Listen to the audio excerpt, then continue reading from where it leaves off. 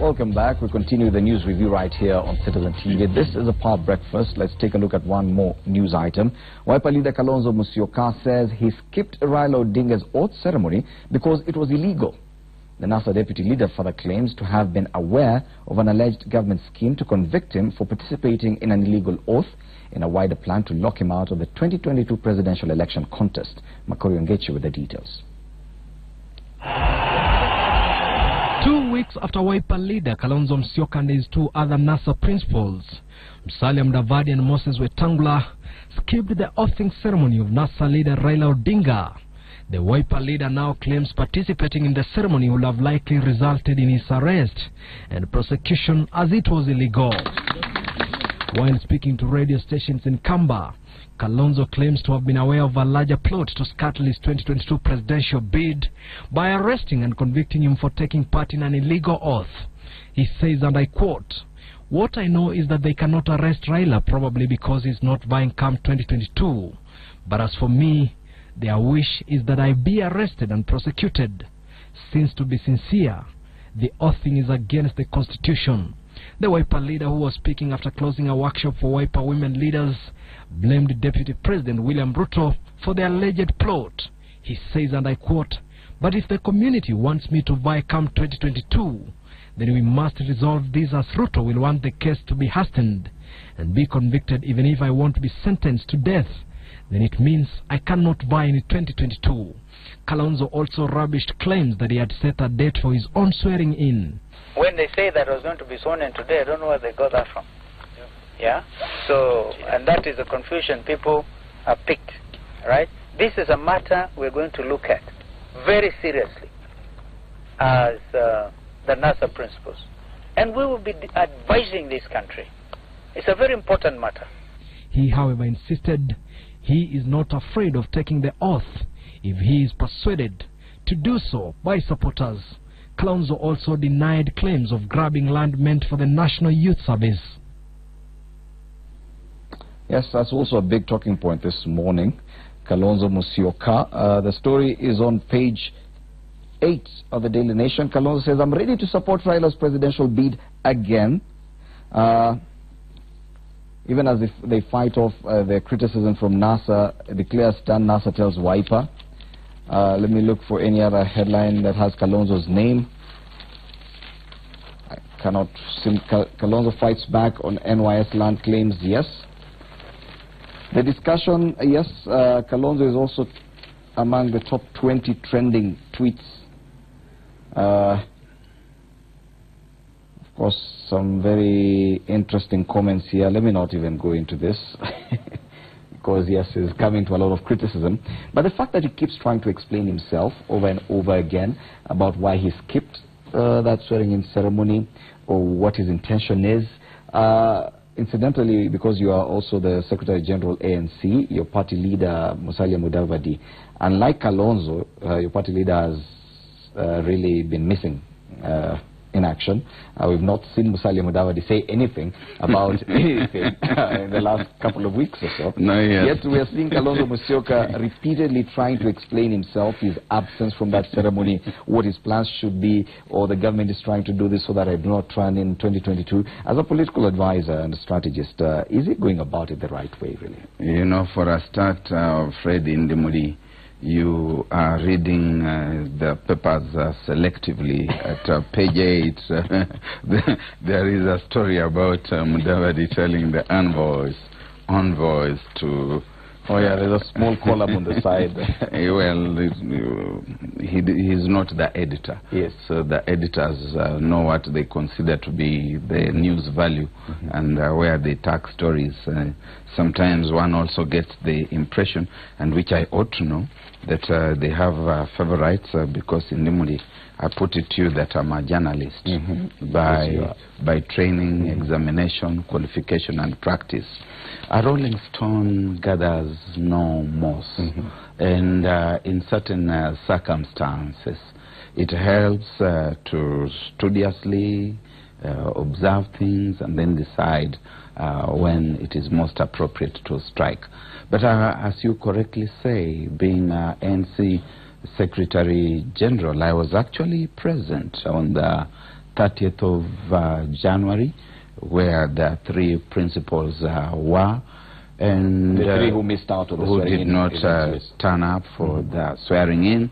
I was present. When the history is documented, I'd like them to put a footnote Mm-hmm. that among others I was also present. And the impression I got was that we were waiting for Raila Odinga so that we could together gravitate towards Uhuru Park and have the two take their oath. Of course, I had not seen the oath. Mm-hmm. It was one of the things that we were waiting for because that question had been raised the previous evening. Who was going to swear them in? Where were the oaths? Up to now, even as we say that Kalonzo Musyoka should be sworn in or he should not be sworn in, we have not even seen the oath that he was supposed to read as the deputy president. Things like oaths of office belong to the public space. Even before someone goes to take that oath, we know what the text, what the letter, what the spirit of that oath is. We did not see any of that, and it was being waited for. The program was being waited for. The presidential address was being waited for.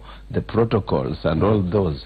But lo and behold, what I saw was footage on YouTube of Raila Odinga materializing at Uhuru Park and hurriedly going through the motions of taking the oath. So my understanding, until I started hearing these different vibes from Mheshimiwa, His Excellency Kalonzo Musyoka, was that we were waiting for Raila Odinga, who did not show up where it had been agreed that he should show up. He showed up instead at Uhuru Park. These things which I've heard that people were blocked by the police, I was not aware. I did not feel blocked, for example. I was not aware. But I know you want to move on and we are running out of time. Now he says it is illegal. I want to say this. Yet he says he was ready for it then. Those are new dimensions. But I want to say this, and which is very important, that at some point it helps to look yourself in the face, to look at the mirror, to look at the reality and accept it for what it is. The elections on August 8 were flawed. On the 26th of October, there was no election. Yeah? There was Uhuru against Uhuru. Beyond that, Uhuru, like the clever chameleon, is sitting on the throne. And it's going to be very difficult to dislodge the chameleon on the throne. And there's a sense in which people have in their minds accepted. They have not told me this. Nobody has told me this. But there's a sense in which people in their minds are now starting to look at 2022. And Kalonzo, maybe other leaders as well. I don't know, I've not discussed this with my party leader. There's a sense in which people tend to believe that there's a constituency that is going to be inherited from Raila Odinga, and Raila Odinga is not going to run in 2022, so you are supposed to pussyfoot around him, to tiptoe around issues, to make sure that you don't rankle his supporters, otherwise you're going to lose that constituency, and which is a waste of time. Because in 2022, the name Raila Amolo Odinga is going to be on the presidential ballot paper. Put that in your diary today, provided that we are all alive and he's alive and well and healthy, he'll be on that paper. The thing that we saw in Uhuru Park was part of that self-re-engineering, self-repackaging and remaking oneself relevant. And from where I am, I'm speaking as Barack, because I'm allowed to speak as Barack, and I believe that's why you bring me here. This thing of Uhuru Park on the 30th of January. Raila Odinga calculated it to throw the other 3 guys under the train. And he managed to do and that? He has managed to do it. They are under the train. Whether they are crushed or not is another matter. But this was deliberate, premeditated, calculated. Throw them under the train. Let them look bad and regenerate yourself, remake yourself relevant. And just now, I think he's there. But is there any value in Kalonzo Musyoka repeatedly trying to explain his actions from whom? None at all, because there's no constituency that he's going to inherit from Raila Odinga. He should work hard. Just pave his own path and start looking into the future. And yes, of course, just as your party leader is doing. I'll not talk about that today. Curiously. A man must be allowed sometimes not to speak too much. Okay. Yes, of course, it is Valentine's Day. And on page 2 and 3 of the Daily Nation and the Standard, of course, a big spread. Love struck or lonely celebs Valentine plans. Valentines and Lent bring good tidings on love mortality. Catholic Church in purple revolution to counter Valentine's red. Wow. They haven't told us whether it's agape, eros, philia. You know, Thomas Aquinas was telling us about the different strands of love. Yes. And I told you I personally love every day. So love is the greatest thing. It's the greatest commandment. That's what the apostle has told us. Yes. That of all these gifts, the greatest is love. Wow.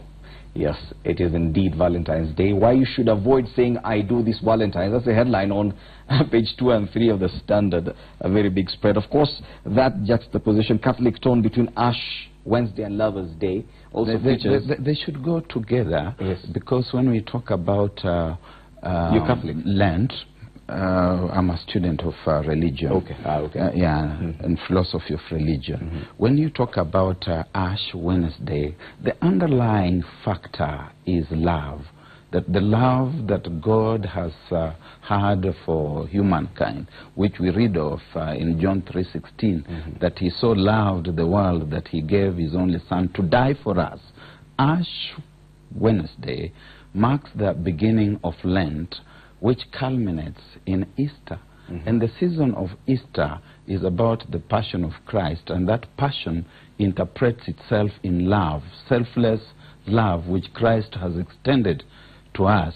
And so there ought to be no contradiction. In fact, this is the height of it all, that the season kicks off yes. on Valentine's Day, underscoring the importance of love, and particularly Christian love and charity. What a perspective to look at Valentine's Day from.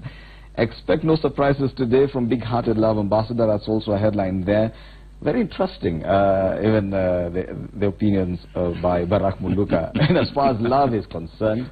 Thank you so much, Barak, for helping us look at the big headlines today. Asante sana. Yes, we hope to host you once more to discuss the changing face of politics in Kenya. Thank you. Yes.